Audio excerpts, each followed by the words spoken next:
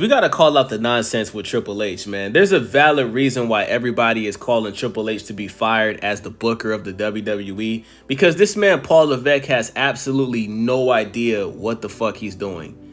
So JC Mateo, who's the newest member of the Bloodline, he first appeared at Backlash. He pretty much helped Jacob Fatu re-secure his United States Championship against LA Knight and Drew McIntyre, right? So he's a part of the Bloodline now. He's not Samoan though. Like, he's not actually a part of the Bloodline. They're just throwing him in there because he looks somewhat Samoan, right? This man on Friday Night SmackDown last night on his debut, this man pinned LA Knight. Yeah! Triple H, why would you have JC Mateo, who nobody knows? You had this man beat LA Knight, bro.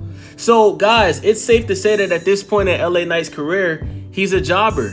And I feel like LA Knight deserves so much better that if this continues, if this disrespect continues from Triple H and the WWE, I think LA Knight should leave the WWE and go to AEW. Because this is just completely a spit in the face to LA Knight. This man has one of the best characters in wrestling right now. Right? He wrestles consistently. He's not like Roman Reigns, who's a part-time wrestler. He doesn't disappear. Like, look at Cody Rhodes. Cody Rhodes lost his championship at WrestleMania to John Cena. We haven't seen him since. Right? Like, LA Knight shows up every week ready to wrestle. He's damn near on every PLE event. You know what I'm saying? And this guy, the crowd loves him, bro. He gets the crowd going. You understand what I'm saying? And you have LA Knight lose to JC Mateo? It's pretty much to say that at this point, LA Knight is a jobber. He went from being the United States champion, right? He lost it to what's the Asian guy's name, bro? I forgot his name, bro. But he lost his belt, right? Eventually he got it back. And then he lost his belt against Jacob Fatu. And listen, I think Jacob Fatu deserved to get the belt from LA Knight because Jacob Fatu, he's a star. He's completely over with the fans. He's entertaining. And he's a very good in-ring wrestler. Jacob Fatu is a beast, right? I don't have a problem with LA Knight losing his United States Championship to Jacob Fatu because I feel like LA Knight deserves a bigger championship. LA Knight either deserves to be the WWE Undisputed Champion, that title that John Cena has, or he deserves to be the World Heavyweight Champion, which is the championship that Jey Uso has right now, right? LA Knight deserves it, 100%. He's consistent, wrestles good, entertaining, excellent on the mic. You know, a lot of these wrestlers, bro, like guys like Braun Breaker, like, they may be good in the ring, but they're not good on the mic. You can't just be good in the ring. You also got to be good on the mic. You got to have the fans. You got to be able to make the fans engage. You understand what I'm saying? You got to be able to get a reaction out of the fans. And LA Knight always gets a reaction out of the fans, man. But to have this man lose to this guy, JC Mateo, this is nasty work, bro. This is nasty work, bro. And guys, I want you guys to pay attention to the patterns. Do you guys notice that every time the WWE signs a new star, they always win their first couple of matches? Look at this guy, Aleister Black, right? They just signed Aleister Black. They had Aleister Black beat The Miz. Then they had Aleister Black beat Carmelo Hayes. These are guys that are solidified. The Miz is a legend, right? The Miz is a former multiple-time champion. The Miz is super entertaining, excellent on the mic. Carmelo Hayes, you know, he's one of the newest stars in the WWE. You know, he has the look to be a star. He has the entrance to be a star. He has the finishing move to be a star. You understand what I'm saying? And you got Carmelo Hayes and The Miz being jobbed out for a guy just because he signed back with a company that he got fired from before. You know? Now listen, I'll give credit when it's due. Aleister Black, his entrance is awesome. I love his entrance that he comes out to. I think it's very dope. But as far as everything else, bro, the fans don't really care for him. Now listen, he is good in the ring. He does have some nice moves in the ring. But when Aleister Black comes out, the crowd doesn't give a fuck. They don't even know who he is. The crowd don't get turned up when Aleister Black comes out. But yet, because you just re-signed him to the company, right? You got him winning his first couple of matches. Now you got JC Mateo, who most of the WWE fans don't have a clue who this guy is. All they know is he looks like Rhino. You understand what I'm saying? Like, he looks like a Walmart brand Rhino. And just because he's a newly signed talent to the company, you have him beat one of the most solidified veteran stars, LA Knight. That's garbage, bro. That's not good booking.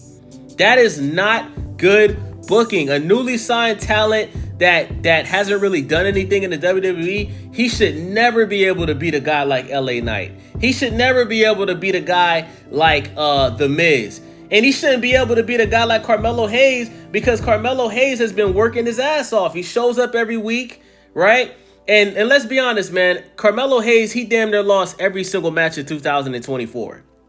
It wasn't until we got on Twitter and we started calling out Triple H for having Carmelo Hayes get his ass whooped week after week after week, month after month after month. And it got to the point where fans was like, yo, maybe Triple H is racist because he got Carmelo Hayes, right, who has all of the potential to be a star, to be a champion, getting his ass whooped every week. It got to the point where Triple H booked Carmelo Hayes to fight Braun Strowman, who was a 7 foot, 300 and something pound man. The man looks like a goddamn